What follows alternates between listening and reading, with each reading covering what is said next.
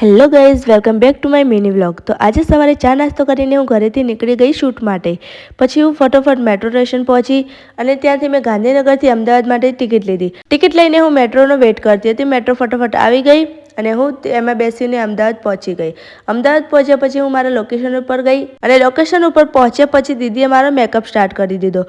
દીદીએ makeup કરતાં કરતાં મારી જોડે ઘણી બધી વાતો કરી. મેં પણ એમના જોડે ઘણી બધી વાતો કરી અને વાતો કરતાં કરતાં મારો મેકઅપ ડન થઈ ગયો.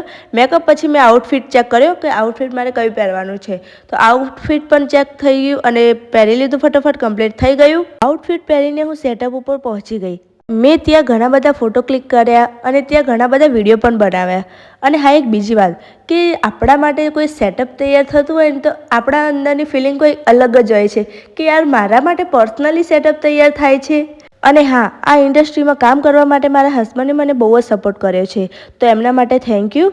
પછી હું મારું કામ બધું પૂરું કરીને ફટાફટ ત્યાંથી નીકળી ગઈ ઘરે જવા માટે. અને હા, આ દીદીનો મેકઅપ પણ કેવો છે એ પણ કોમેન્ટમાં કહેજો. તો કોમેન્ટ કરવાનું ભૂલતા નહીં.